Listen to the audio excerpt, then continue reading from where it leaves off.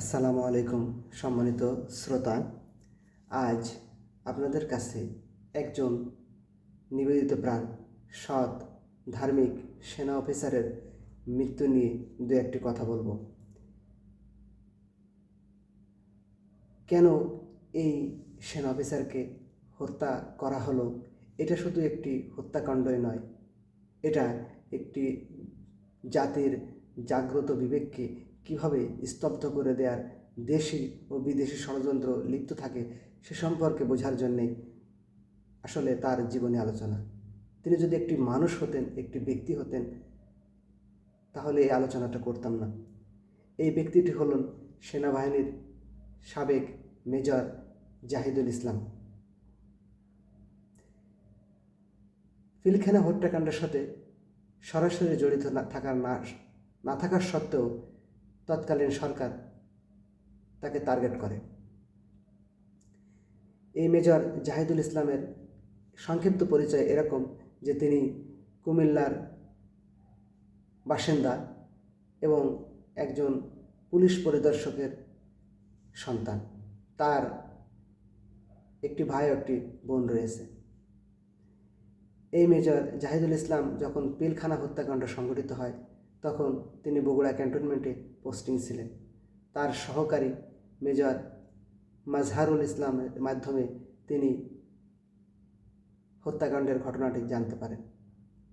হত্যাকাণ্ড চলা অবস্থায় মাজহারুল ইসলাম তার কোর্সমেট তাকে ফোন করে কিছু ইনফরমেশন বলে, ভাই, আমাদের পিলখানায় যে হত্যাকাণ্ড সংঘটিত করা হচ্ছে তা আমাদের কোনো সৈনিকের সদস্য নয়, তারা হিন্দি ভাষায় কথা বলছে এবং তাদেরকে কখনো পিলখানার মধ্যে দেখি নাই। মেজর জাহিদুল কথা শোনার পর বগুড়া ক্যান্টনমেন্টে তার সহযোগী অফিসারদের সবাইকে ঘটনাটি জানিয়ে দেয়। পিলখানা হত্যাকাণ্ডে পার্শ্ববর্তী দেশের সংশ্লিষ্টতা নিয়ে সে সবার সাথে ওপেন খোলামেলা আলোচনা শুরু করে। এক পর্যায়ে এই খবর তৎকালীন শাসক গোষ্ঠীর কর্ণগোচর হয়, তারা তাকে টার্গেট করে। অনেক দক্ষ মেধাবী একজন সেনা অফিসার হওয়ার সত্ত্বেও তিনি এক পর্যায়ে বুঝতে পারলেন তিনি সেনাবাহিনীতে অনেকটা অবহেলার পাত্র হয়েছে, প্রমোশন বঞ্চিত এবং অনেকটা সংকুচিত হয়ে আসছে তার জীবন। এক পর্যায়ে তিনি অবসর নিয়ে সাধারণ জীবনযাপন করতে চাইলেও পিলখানার এই বিস্তারিত ঘটনা পিলখানার বাইরে একমাত্র সদস্য হওয়ার কারণে তাকে হত্যাকাণ্ডের একটি জঙ্গি নাটক সাজানো হয়। তাকে 2016 সালে মিরপুরে রূপনগর বাসা থেকে অ্যারেস্ট করে বাসার সামনে এনে গুলি করে হত্যা করা হয়। গুলি করার আগে তার স্ত্রী এবং 2 সন্তানকে ওখান থেকে অ্যারেস্ট করে নিয়ে যাওয়া হয় এবং তাকে গুলি করে পরবর্তীতে হত্যা করা হয়। এটা একটি সাধারণ অথবা অসাধারণ অথবা ভয়ঙ্কর একটি হত্যাকাণ্ড শুধু নয়, এই হত্যাকাণ্ডটা একটি রাষ্ট্রীয় মেকানিজমের অংশ। শুধু বাংলাদেশে নয়, সারা পৃথিবীর মুসলিম কান্ট্রিগুলোতে যারা সৎ, দক্ষ, ন্যায় ও ইনসাফের সিঁড়ি বহন করে তাদেরকে এভাবেই হত্যা করা হয়। অনেক সময় রাষ্ট্রীয় মেকানিজমের মাধ্যমে রাষ্ট্রের প্রধানকে হত্যা করা হয়। আপনারা জানেন মিশরের শহীদ মুরসিকে কীভাবে হত্যা করা হয়েছিল।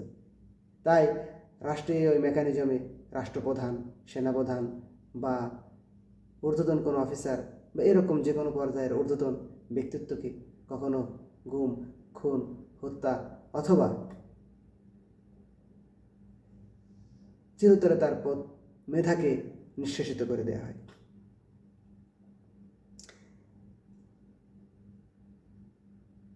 এই মেজর জাহিদুল ইসলামকে হত্যা আমাদের একটি দিক উন্মোচিত করে, সেটা হলো বাংলাদেশে নয়, সারা পৃথিবীতে মুসলমান কান্ট্রিগুলোতে 3 শ্রেণীর মানুষ রয়েছে। এক, সৎ, দক্ষ, মেধাবী।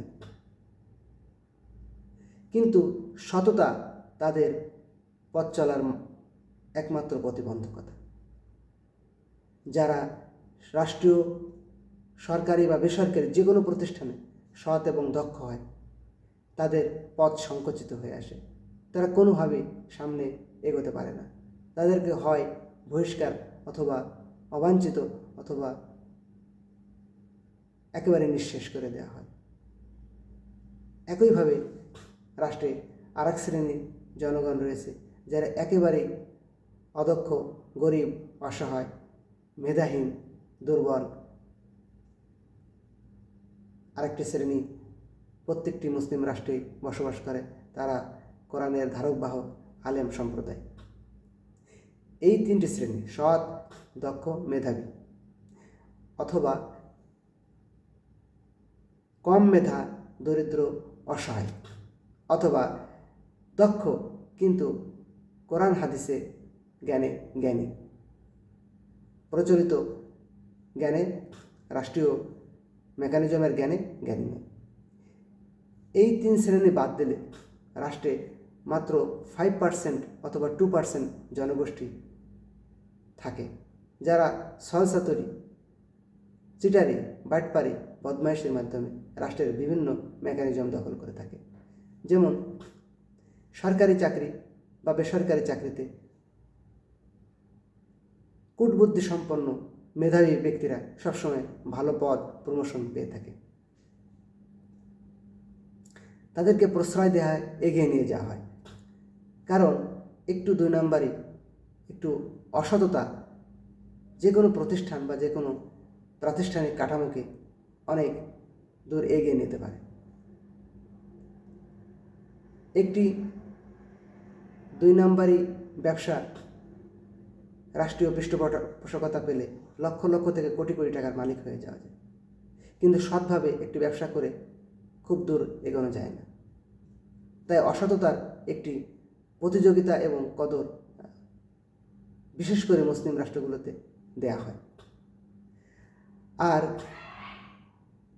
যারা কম মেধা সম্পন্ন, হতদরিদ্র, তারা তো একবারই ছিটকে পড়ে এই রাষ্ট্রীয় মেকানিজমের কাছে। তারা গায়ের ঘাম ফেলে কঠোর পরিশ্রমের মাধ্যমে রাষ্ট্রের এলিট শ্রেণী অথবা মধ্যবিত্ত শ্রেণীর সেবা করে থাকে। বিনিময়ে 1 মুঠো আহার অথবা আধা মুঠো আহার, 1 মুঠো হাফ পেট অথবা 1 বেলা খাবার খেয়ে চোখের পানিতে রুমাল দিয়ে চোখের পানি মুছে শুয়ে থাকে। এই সংখ্যা বাংলাদেশে পরিসংখ্যান মতে প্রায় 12 থেকে 18%। আরেকটি শ্রেণী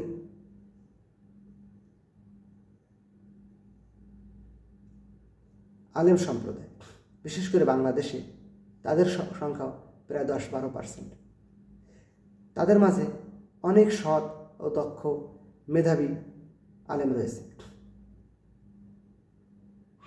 এই আলেমদের মধ্যে থেকেও একটা শ্রেণী দুষ্ট প্রকৃতির আছে, যারা প্রচলিত সুদখোর, ঘুষখোর, চোর, বাটপার, চাঁদাবাজদের আনুকূল্য পেয়ে থাকে।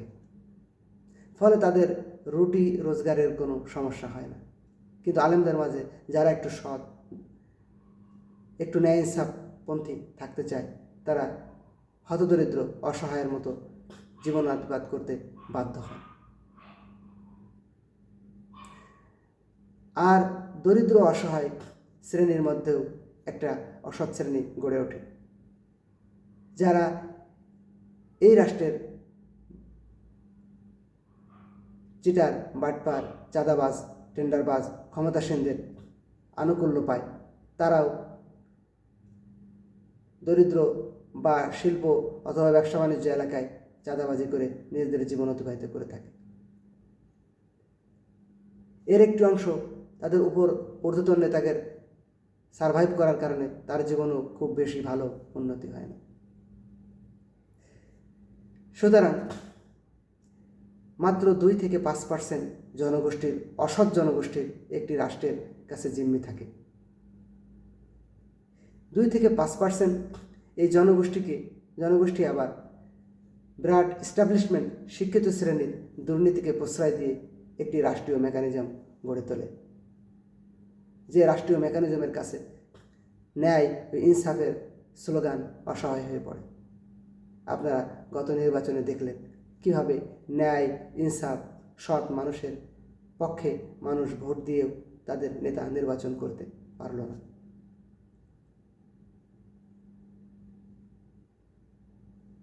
আপনাদের কাছে আকুল আবেদন, ভাইরা, বোনেরা, যারা এই রাষ্ট্রের অসৎ,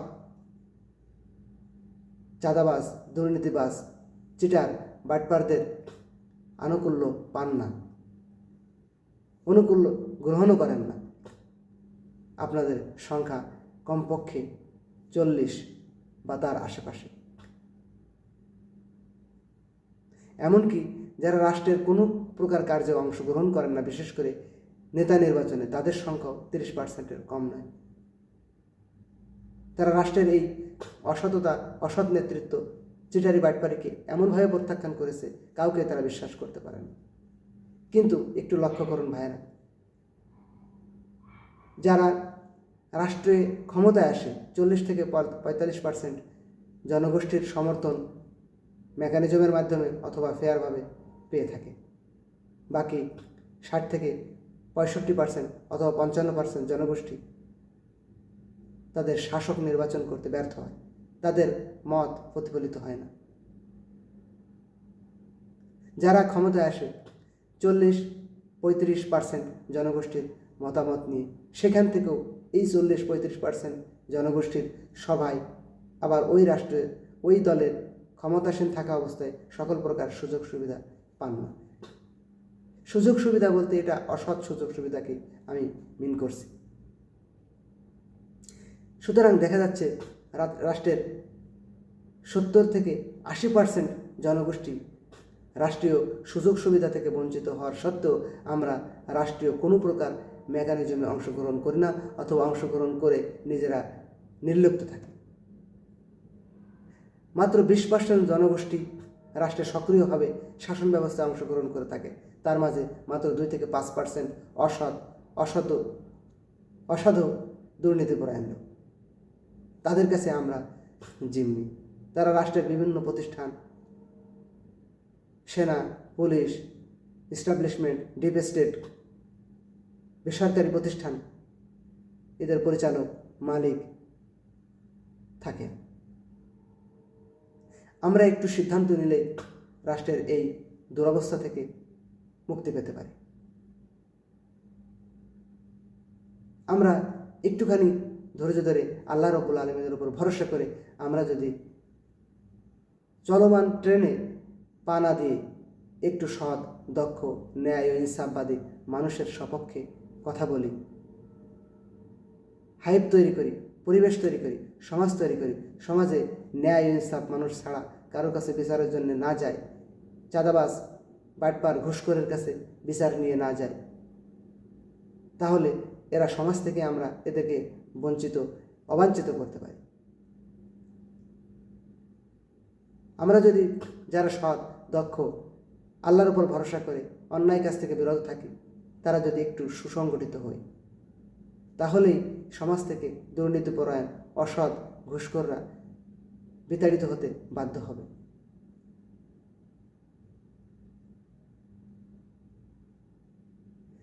যারা আমরা এই 2% বা 5% অসৎ মানুষের রাষ্ট্রে বসবাস করে রাষ্ট্রের প্রত্যেকটি স্থানে গিয়ে ঘুষ বা চাঁদা দিয়ে থাকি, তাদের একটু বিবেকবান হয়ে সৎ ও ইনসাফের পক্ষে থেকে আল্লাহ রাব্বুল আলামিনের ডাকে সাড়া দিয়ে কোরআন ও হাদিসের জীবন পরিচালনা করার আহ্বান জেনে আমার কথা এখানে শেষ করছি। আখিরি দাওয়ানা আলহামদুলিল্লাহি রাব্বিল আলামিন।